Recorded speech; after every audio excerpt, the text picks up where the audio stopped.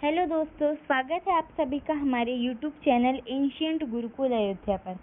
तो आज आपकी किसी भी प्रकार की कोई क्लास नहीं है, बल्कि हमारे देश में जो युवाओं की, हमारे बच्चों की जो सबसे बड़ी क्लास चल रही है उस बारे में मैं बात करने आई हूँ। एक ऐसा इंसान जिसने करोड़ों रुपए नहीं बल्कि लाखों छात्रों का भविष्य बचाने की लड़ाई चुनी।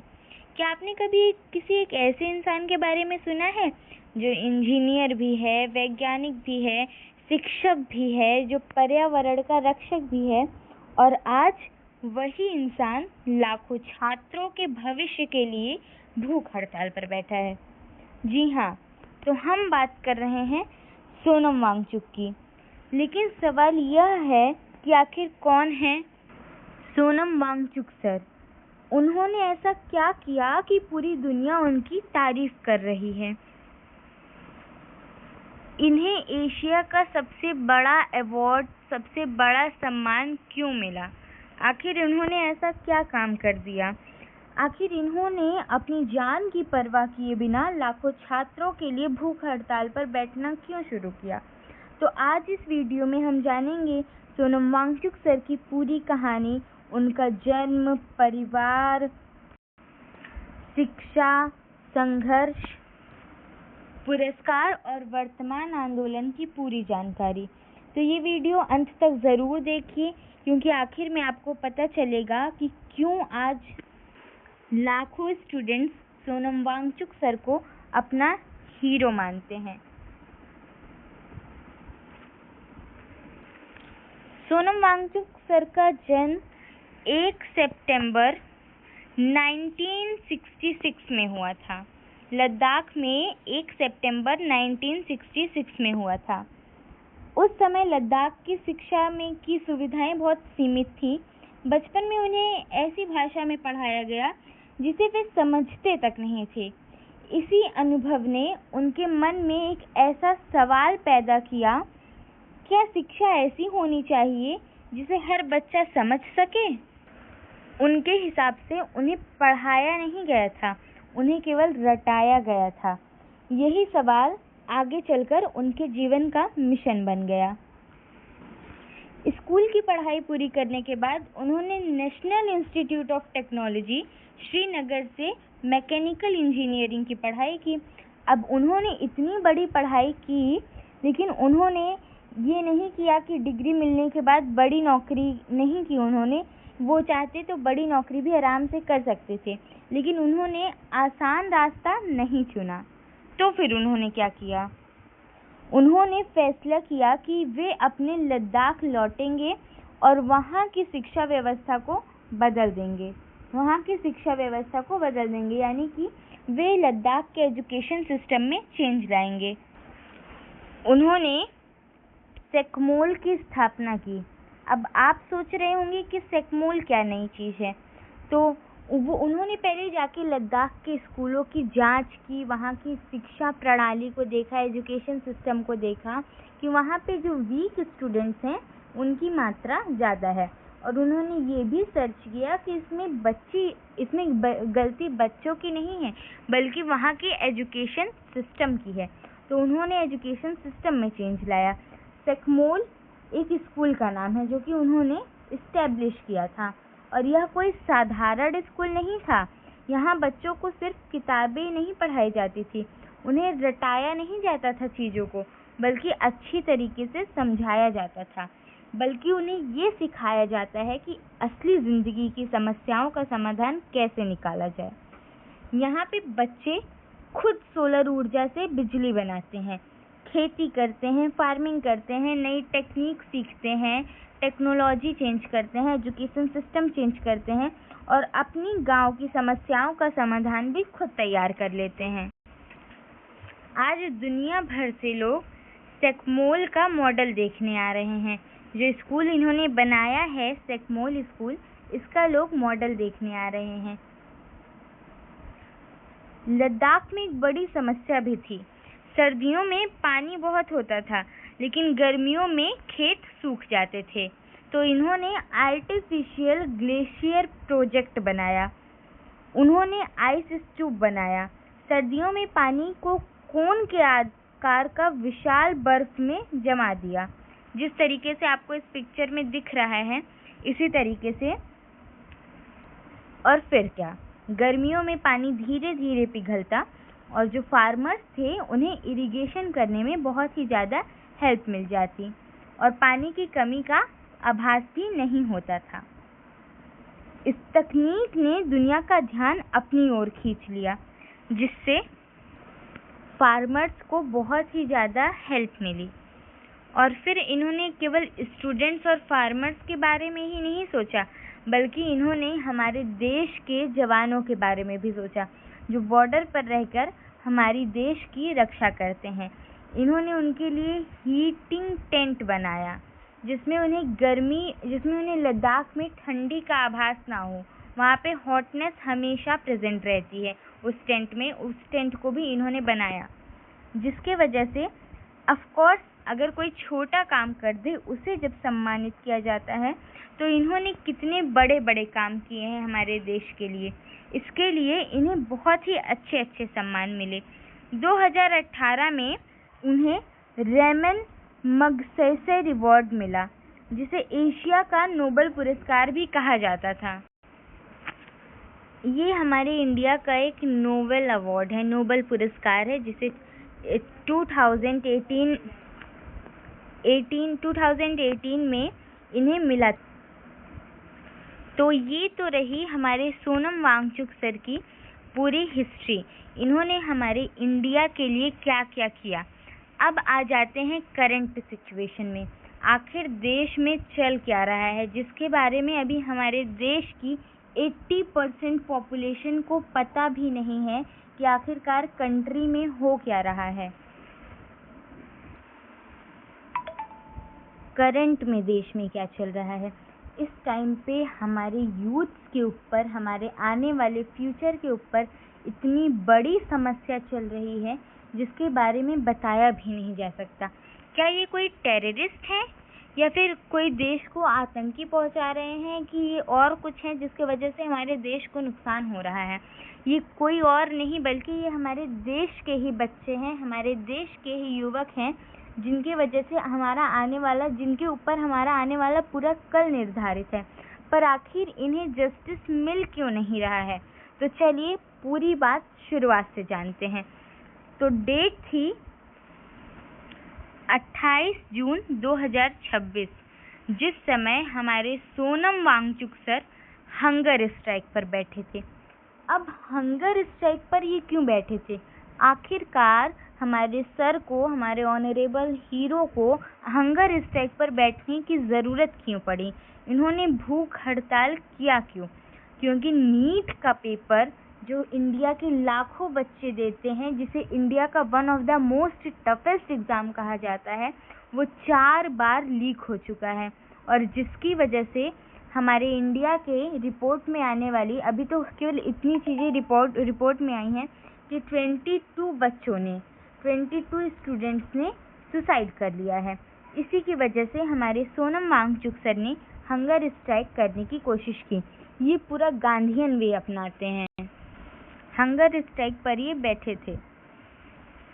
सॉरी, यहाँ पे एक मिसप्रिंटिंग हुई है, इस पर ध्यान मत दीजिएगा। ये डेट यहाँ पे गलत मेंशन हुई है। वो 28 जून को बैठे थे, भूख हड़ताल पर बैठे थे। क्यों बैठे थे? क्योंकि पेपर लीक्स हो रहे थे। नीट का पेपर लीक हुआ, जिसकी वजह से 22 स्टूडेंट्स ने सुसाइड कर लिया। ये तो हमें पता चलने वाली रिपोर्ट है, और आगे पता नहीं क्या होगा, कुछ पता नहीं है। और कोई छोटा मोटा पेपर लीक नहीं हुआ। इनफैक्ट कोई भी पेपर छोटा नहीं होता। नीट जो पेपर है, नीट जो एग्ज़ाम है, इसके ऊपर हमारा पूरा इंडिया डिपेंड है। क्योंकि अगर किसी छोटे से फार्मर से लेकर किसी बड़े से मिनिस्टर को भी कोई हेल्थ इशू होता है ना, तो वो डॉक्टर के पास ही आता है।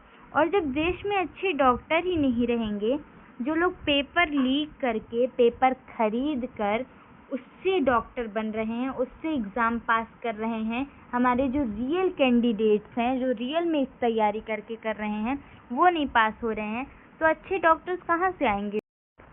हेल्थ इशू बढ़ता ही चला जा रहा है। हमारे कंट्री में क्या हो रहा है? लीक क्या हो रहा है, पेपर हो रहा है, एग्ज़ाम पेपर लीक हो रहा है। वो बातें लीक नहीं हो रही हैं जिसे लीक होना चाहिए। मैं उस बात बात कर रही हूँ, रेप केसेस। हमारे इंडिया में हेल्थ इश्यूज बढ़ते ही चले जाएंगे धीरे धीरे, और इंडिया में ऐसी चीज़ें लीक हो रही हैं जिसे लीक नहीं होना चाहिए, और ऐसी चीज़ें नहीं हो रही हैं जिसे लीक होना चाहिए। तो जी हाँ, मैं बात कर रही हूँ रेप केसेस की।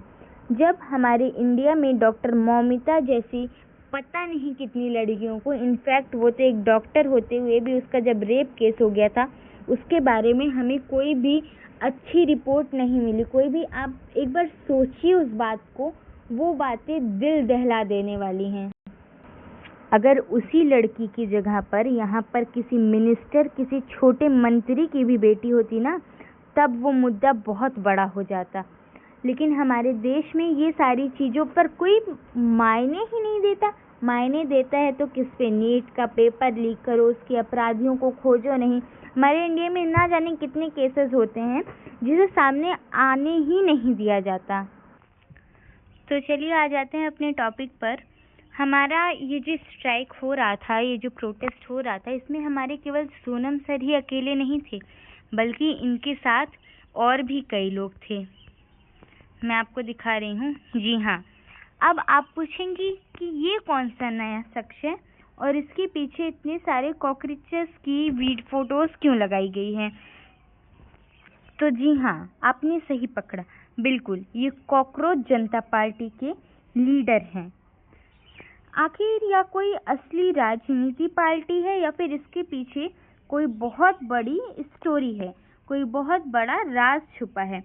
दोस्तों, कॉकरोच जनता पार्टी की शुरुआत मई 2026 में एक व्यंग्यात्मक ऑनलाइन आंदोलन के रूप में हुई थी। कब हुई थी? मई 2026 में। कैसे हुई थी?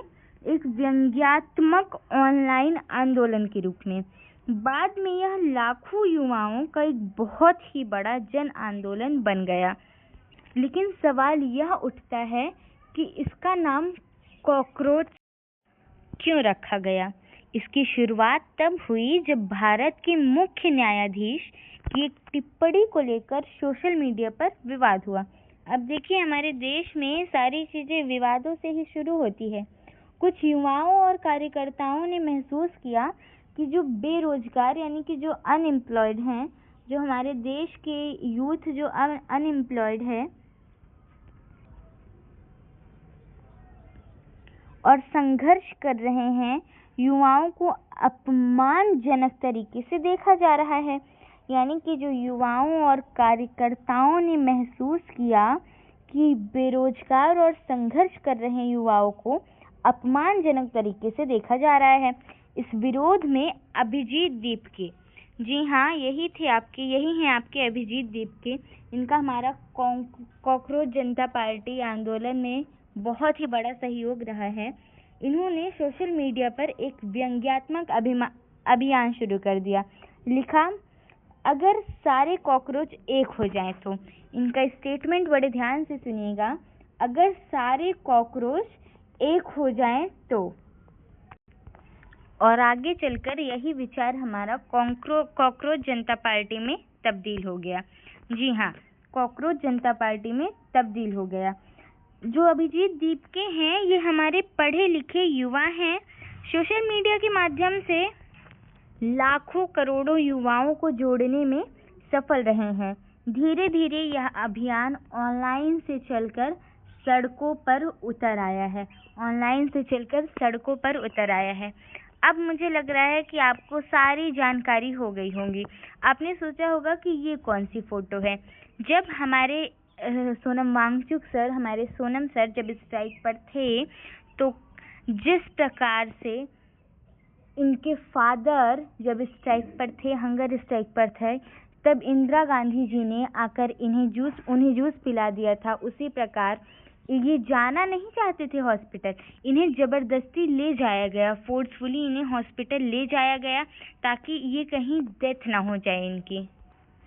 अब आप सोचिए कि अगर हमारी गवर्नमेंट को सोनम सर की इतनी ही परवाह थी, तो इन्होंने इनकी डिमांड्स क्यों नहीं पूरी की? आखिर में डिमांड कितनी थी ही? डिमांड बहुत ज़्यादा नहीं थी, केवल इनकी प्रमुख डिमांड थी कि पेपर लीक के दोषियों पर सख्त कार्रवाई की जाए, शिक्षा व्यवस्था में चेंज लाया जाए, जो हमारा एजुकेशन सिस्टम है उसमें चेंज किया जाए, छात्रों को न्याय मिले और भविष्य में ऐसी घटनाओं को रोकने के लिए ठोस सुधार किए जाए, बस। और इसमें इन्हें पुलिस जबरदस्ती पकड़कर जेल में ले गई। वो वीडियो इस टाइम पर सोशल मीडिया पर बहुत वायरल हुआ है कि जिस तरीके से इन्हें वाइट कपड़े से ढक करके पुलिस फोर्स जबरदस्ती इन्हें ढक कर एम्बुलेंस में भरकर हॉस्पिटल ले जा रही थी।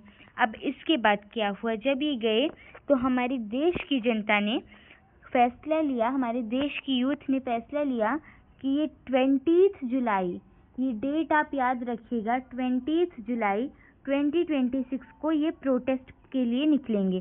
करीब लाखों करोड़ों बच्चे प्रोटेस्ट के लिए निकले। और बच्चों की मांग क्या थी? आप सुनकर शौक हो जाएंगे। हमारे बच्चे, हमारे देश की यूथ केवल अकाउंटेबिलिटी मांग रही थी, हमारे देश के नेताओं से अकाउंटेबिलिटी मांग रही थी। आप खुद सोचिए, एक एजुकेशन मिनिस्टर, बात हो रही है यहाँ पे एजुकेशन मिनिस्टर की। हमारे देश का जब एजुकेशन मिनिस्टर एजुकेटेड ही नहीं है तो एजुकेशन मिनिस्टर किस बात का?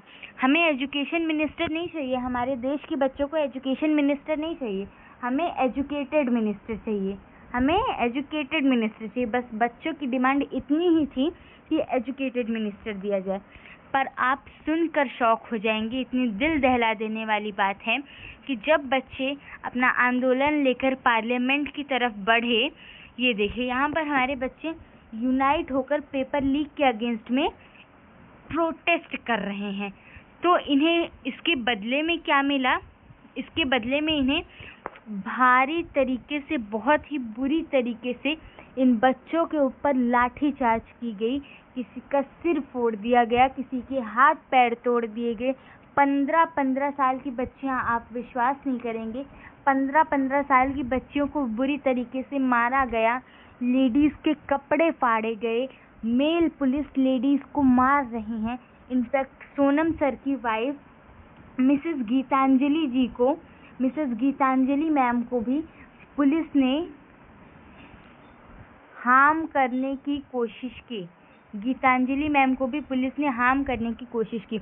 उन्होंने खुद अपने मुंह से बयान दिया है कि जब वो ये ट्रक के पीछे वाले हिस्से में खड़ी थी तो पुलिस आई, पर जो स्टूडेंट्स हैं इन्होंने ह्यूमन चेन बना लिया, मैम के किनारे किनारे ह्यूमन चेन बना ली इन्होंने, जिसकी वजह से मैम को फुल प्रोटेक्शन प्रोवाइड किया गया। और डिमांड क्या ही है इनकी? केवल इनकी डिमांड क्या थी और किस में तब्दील होगी? मिस्टर धर्मेंद्र प्रधान, जो कि हमारे यहाँ के एजुकेशन मिनिस्टर हैं, इन्होंने डिमांड की कि इनका ये रिज़ाइन कर दें। और फिर जब ये लोग प्रोटेस्ट करने निकले तब क्या हुआ कि पुलिस ने लाठीचार्ज कर दी। लाठीचार्ज की तो की, जब भीड़ कंट्रोल में नहीं आई तो आंसू गैस के गोले छोड़े गए, जिससे बच्चे बुरी तरीके से घायल हो गए। और पार्लियामेंट की गेट पर हर बच्चों को 30 सेकेंड तक, आप समझ पा रहे होंगे कि मैं 30 सेकेंड्स की बात कर रही हूँ, 30 सेकेंड तक करंट के झटके दिए गए। अब उसमें किसी की जान भी जा सकती थी। अब यहाँ पर हम भगवान का शुक्रिया अदा करेंगे कि हमारे बच्चों को उस मामले में किसी प्रकार की, नहीं तो जान भी जा सकती थी, और किसी भी प्रकार की वैसी हानि नहीं हुई।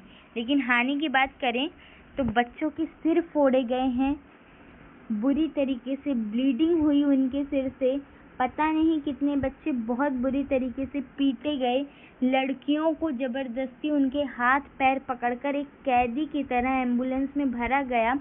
वो लोग डिमांड कर रहे थे कि मारिए मत। एक लड़की का बयान मैंने सुना तो बोले तो मारे, और फिर जब उस लड़की ने हॉस्पिटल पूछा, वो किसके लिए हॉस्पिटल पूछ रही थी? छोटी छोटी बच्चियों के लिए।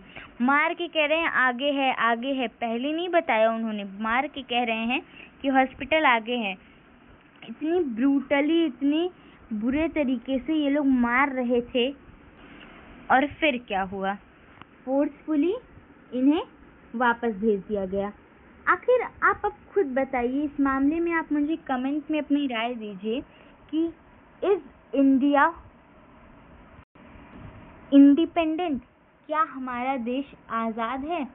बस फर्क इतना था और इतना है कि 1947 के पहले हमारे ऊपर बाहर के लोग कब्जा किए थे, हमारे ऊपर बाहर के लोग राज किए थे। पर आज इस समय जब हमारी यूथ को ही फ्रीडम नहीं मिल रही है, तो हमें कौन सी फ्रीडम मिल जाएगी? हमें ही फ्रीडम नहीं मिल रही तो क्या? बच्चियों ने साफ बयान दे तो दिया कि हम किसी को भी वोट नहीं दे सकते। क्या हम कभी 18 साल के नहीं होंगे? हम किसी को वोट नहीं देंगे। बंदूकें तानी गई, बंदूकें किसी और के लिए नहीं तानी गई थी। बंदूक किसी आतंकवादी, किसी टेररिस्ट के लिए नहीं तानी गई थी, बल्कि बंदूकें हमारे देश की यूथ के लिए तानी गई थी। इन्होंने नॉन वायलेंस प्रोटेस्ट किया। ना इनके हाथ में डंडे थे, ना लाठियां थी, ना स्टिक्स थी, ना गन्स थी, कुछ भी नहीं था इनके हाथ में। बस इनके हाथ में क्या थे? प्रोजेक्ट्स थे और इनके वो बैनर्स थे इनके, और ये बस ये नारा लगा रहे थे कि धर्मेंद्र प्रधान इस्तीफा दो और हमारी शिक्षा प्रणाली में सुधार करो। बस यही इतना इनकी डिमांड थी। फिर भी इन्होंने पत्थर क्यों चलाए?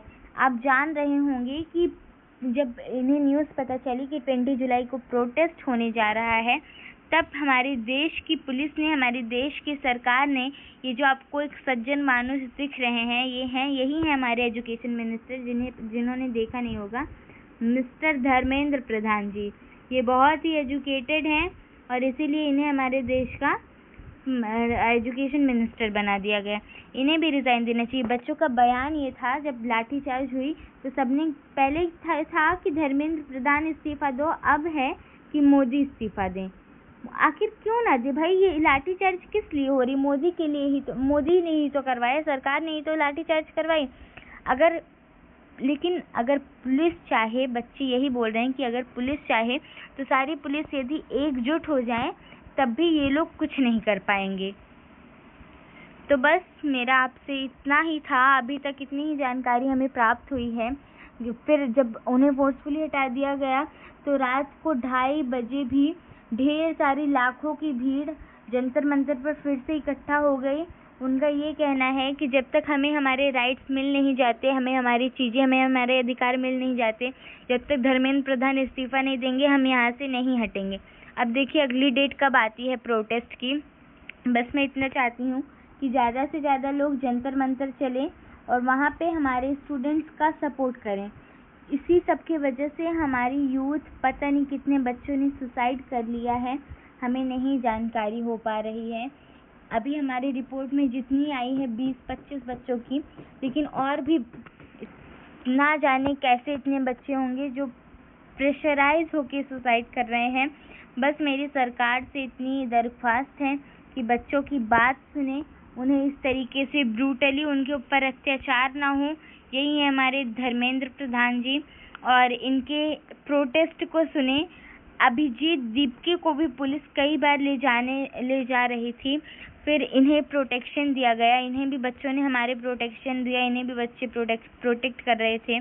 और अभी फ़िलहाल हमारे सर, सोनम सर, जिन्होंने स्टार्ट किया, ये अभी हॉस्पिटल में, शायद इन्हें डिस्चार्ज हो गया था 12:30 बजे। इन्हें दोपहर में 21 जुलाई 12:30 बजे डिस्चार्ज मिल गया था।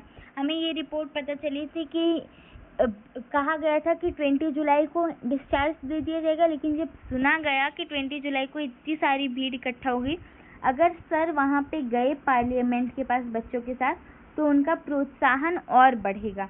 इसी वजह से इन्हें कहा गया कि अगले दिन 12:30 बजे डिस्चार्ज मिलेगा। बस मेरी आप सबसे इतनी ही दरख्वास्त है कि इस वीडियो को ज़्यादा से ज़्यादा लोगों तक शेयर कीजिए। प्लीज़ शेयर कीजिए, ज़रूर शेयर कीजिए, ताकि हमारे देश के लोगों को यह जानकारी मिल सके। जितने ज़्यादा लोग को जानकारी मिलेगी, उतने लोग सपोर्ट करेंगे हमें, हमारे यूथ को, हमारे देश के बच्चों को सपोर्ट करेंगे, और उतना ही जल्दी हमारा देश ग्रो होगा। सुनकर बहुत ही दुख होता है बच्चों के बारे में कि बताइए क्या डिमांड थी उनकी। केवल इतनी डिमांड थी कि हमारा पेपर लीक ना किया जाए, जिसने लीक किया उसे सज़ा, कड़ी से कड़ी सज़ा मिले। तो प्लीज़ परीक्षा घोटालों के दोषियों पर सख्त कार्रवाई की जाए और प्रभावित छात्रों और उनके परिवारों को न्याय दिलाया जाए। बस मेरी इतनी दरख्वास्त है। वीडियो को ज़्यादा से ज़्यादा लोगों तक शेयर कीजिए, चैनल को सब्सक्राइब कीजिए, वीडियो को लाइक कीजिए ताकि आपको ज़्यादा से ज़्यादा इन्फॉर्मेशन मिल सके जल्दी से। Thank you and have a nice day.